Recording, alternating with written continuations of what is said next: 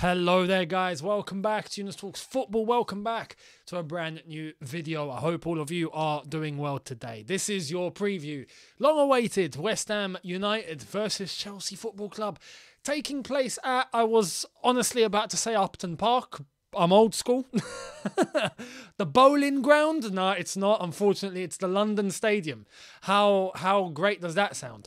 But we're away from home. West Ham, not in the best of form at all. And they are sitting, well, 17th now. They were 16th. And as a result of Leeds picking up a point against Manchester United after a 2-2 draw where they really should have won 2-0, then West Ham have gone into 17th. So it's not a good situation for them.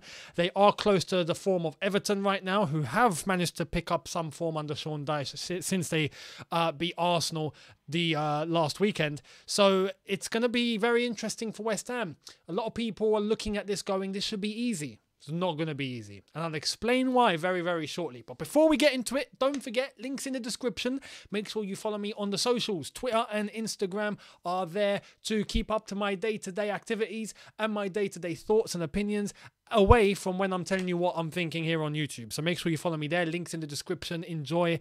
And let's get cracking. Now, as I've said, people are going to look at this West Ham game and think this is going to be easy. Piece of cake. Not going to be easy. West Ham are literally fighting for their lives right now, right? And as we get into the second stage of the season, second half of the season, and it starts to approach dangerous territory for those that are lingering around the relegation zone, teams like West Ham, Everton, teams that are better than that position. West Ham and Everton, let's be honest, with what they have in their team, should not be there. West Ham especially, West Ham were playing European football not long ago. All of a sudden now they're 17th. You know, and you got to look to what has gone down with David Moyes and the team and whatnot, because it's very unusual for a team to be so high up and then all of a sudden be so down. Everton, you can make the case too, although Everton have been lingering around there for a couple of seasons now, so it's not new. But West Ham at home against Chelsea will be a motivating enough game, especially them knowing that we've not been playing well either. For them to think we can do this and we can climb ourselves back up the table and at least save the situation. So physically, I'm expecting a very, very hard game. Very hard game physically. I think West Ham are going to be completely up for it in terms of energy, in terms of running, in terms of first and second challenges, first and second balls, the tackles, making sure that they win every single challenge. That sort of thing I think West Ham are going to come ready for. Technically, I'm expecting Chelsea to be playing a lot better than we have done before, right? Because we've got players back now. We've got new signings all available. We've got, you know, players returning, and it's great because the team that I'm going to show you in a sec in terms of the starting 11 is definitely a lot more comfortable than what I've had to show you in the games that we've just had, or even during the transfer window and before the World Cup, because with all the injuries we had, it just was not nice. But talking about that, who have we got available? Who is coming back from injury? Is there anyone returning? Well, we've got good news, and we've got, I would say, a little bit of bad news, but it's not really bad news. It's just the same news. West Ham defender Thilo Kehrer looking like he's going to be a major doubt because of his hamstring injury. Danny Ings may also be on the bench. He's got a knee problem and he's not at 100%, but he could be available for selection, at least from the bench.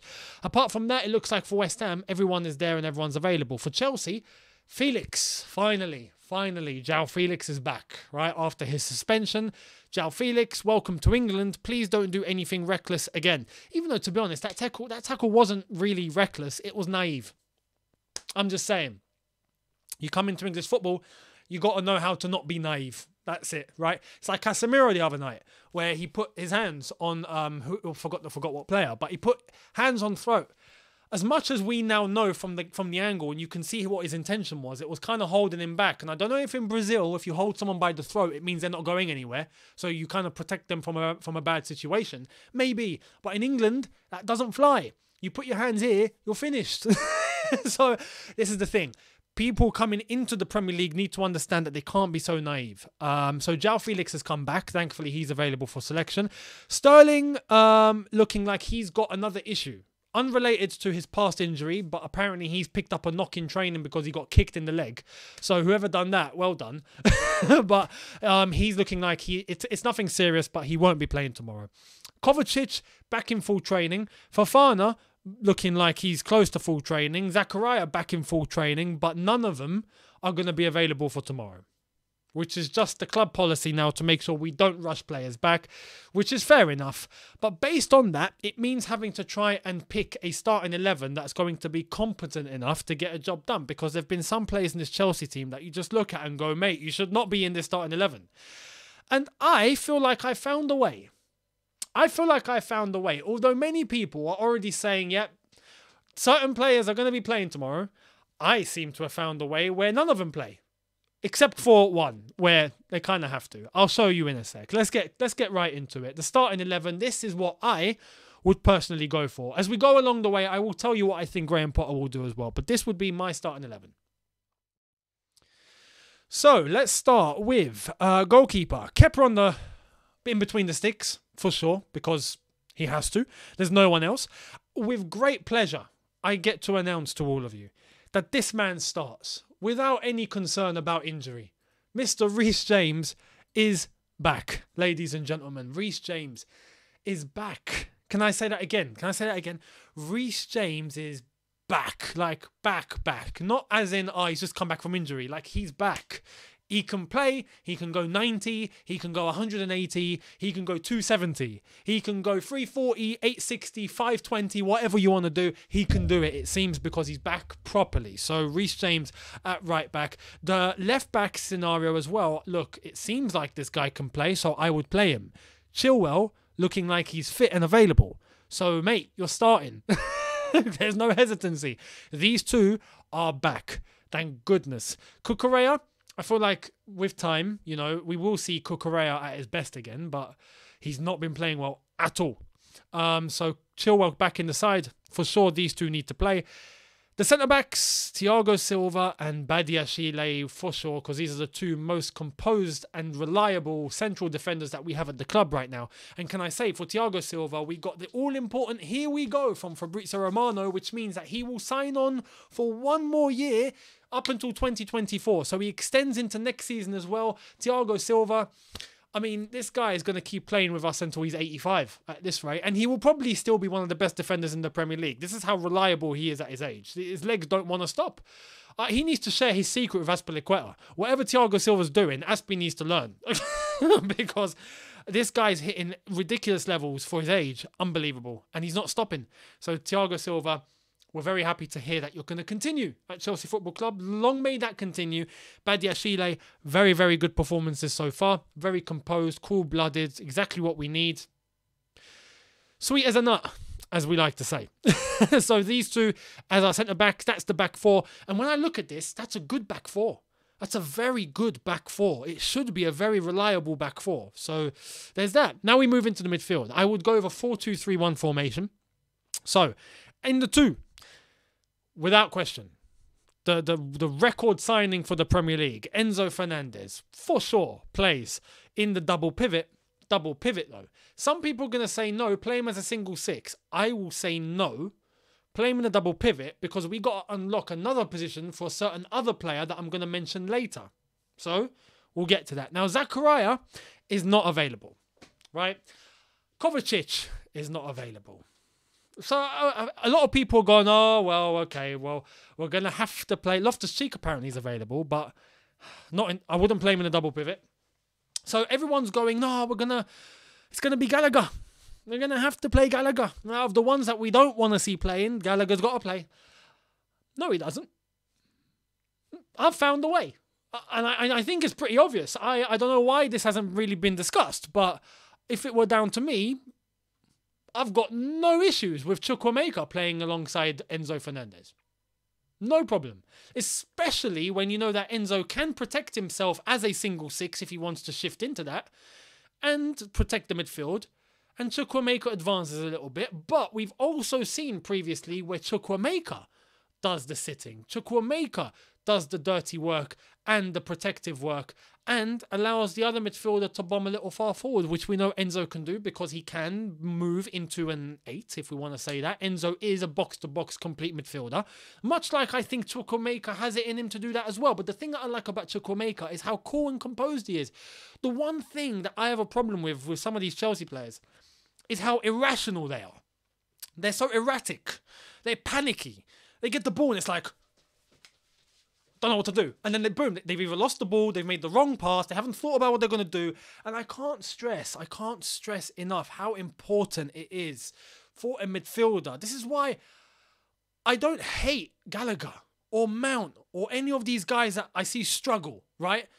But I'm sorry, as a midfielder at this level, you need to be able to master the ability to know what you're going to do with the ball and master your surroundings before you've got the ball. It's so key, and it's obvious to see who's got it and who hasn't. This is why I do not want Gallagher playing in a double pivot. Hell no, please no. But we'll see, because I honestly think Gallagher's going to play in a double pivot tomorrow. I'm telling you now, I think Gallagher will play tomorrow alongside Enzo. Now, we'll see. But if we see the same midfield three we saw in the last game, I swear I'm going to punch walls. Because poor Enzo will have to be in jail again and do the work for free. So, look, Chukwuemeka alongside Enzo is something that I would protect. But there's also a second reason. It's what I alluded to earlier on. It's because of the player that's playing in front of them. Who's playing in front of these two in the double pivot? Now, this is where I'd be shocked if it's not this, right? This is where I would be surprised if it's not this player, right? It has to be JOAO FELIX. Surely. We've been screaming for a creative player that can play behind a striker. Lo and behold, JOAO FELIX is in the squad. Well, he plays there. There's no other room for him. He plays there. This is exactly where we need him. He plays there. Done. Some would say stick him up front. Some would say play him on the left. Some would say play him on the right. I'm sorry, no. For me, my opinion, stick him there. Right there. Because that's where he's going to thrive. And that's where he's going to have all the players around him that he knows he has to and can link up with. So Felix, for me, ahead of this double pivot, which I think will help Enzo. And it will help Chukwuemeka as well. Now, the other position, so the two wingers, Mudryk on the left-hand side, where no one moves into his role and his position and invades his space. Allow Mudryk to do what Mudryk's meant to do. I want to see Mudryk being himself tomorrow and having all the space and freedom to do what he pleases with the ball, right? Mudryk tomorrow, I'm hoping for a big game. On the right-hand side, I would go Noni Madueke. Absolutely has to play there. Done well in the last game. He looks fairly calm, fairly composed, fairly confident, has good ability. He's very direct. He looks forward. None of this going backwards nonsense. He's constantly looking on how to move the ball forward, which is something that we need. So Madueke there, Mudryk there, beautiful. Now the one player that I think we just cannot change, right, albeit I would like to, is going to be Kai Havertz. I just think Kai Havertz is going to play. Now, would I play Fofana? I wouldn't mind playing Fofana, honestly. With Havertz, I can't believe I say this every time because personally, I think it would be best if he's dropped. But if you play Fofana and I'm worried if you play Fofana and then it doesn't go well or he doesn't hit the ground running and then it's going to be a case of, okay, well, Havertz comes back into the team and then it doesn't work there. Look, I feel like it's best for tomorrow with these new attackers around Havertz, play Havertz, see how it goes. If he's still firing blanks, at that point, he's sold. Not just dropped, mate, we're selling you. It's done. You're finished. So I'm hoping it doesn't get to that, but I think it's inevitable at this rate. Fofana, I would then bring on, because the one thing with Fofana, for the little time that he's played so far, he's looked good. Not brilliant, but he's looked good. So far, so good is exactly how I can describe Fofana. So waiting for that first important goal for Fofana, but to just... You know, from where we bought him from the level that we expect from him, we're not expecting him to come in and all of a sudden become Didier Drogba, right?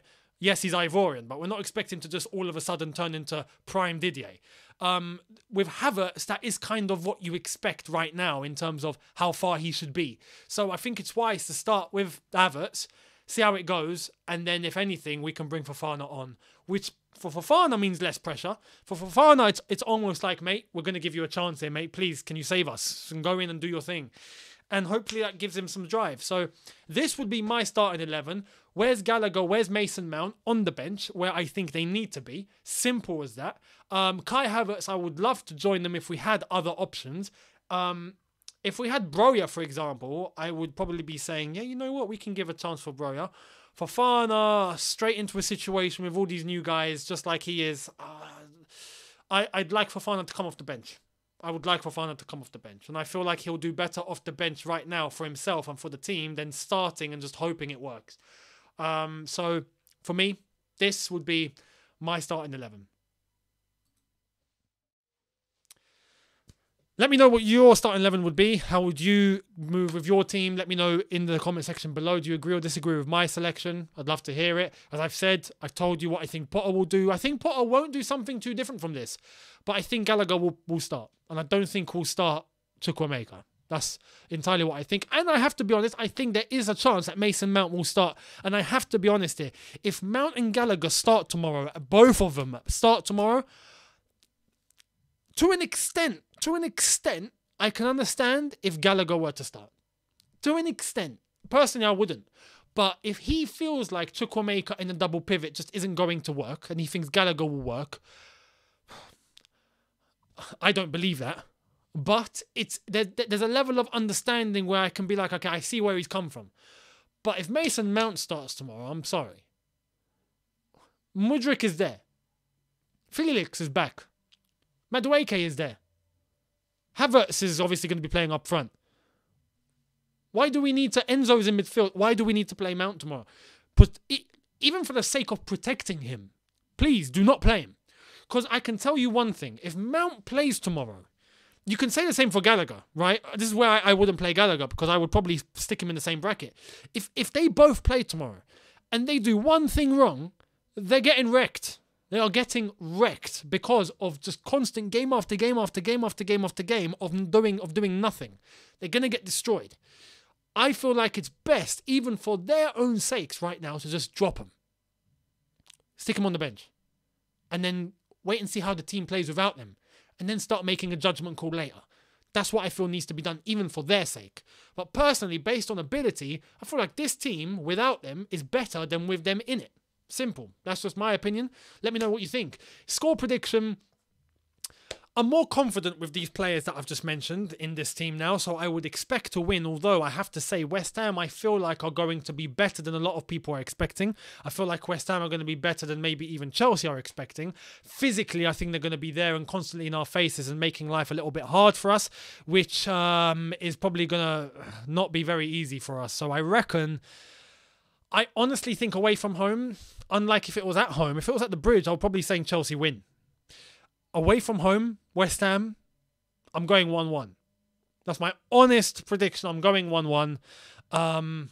Although I have more confidence of us getting 3 points tomorrow than I did in past games. So let's see how it fares. For the circumstance of the game, I reckon because it's West Ham and they're 17th. They're struggling. They're going to come, I think, all guns blazing with so much physicality. I think away from home, it's not going to be easy. And for that, I say 1-1.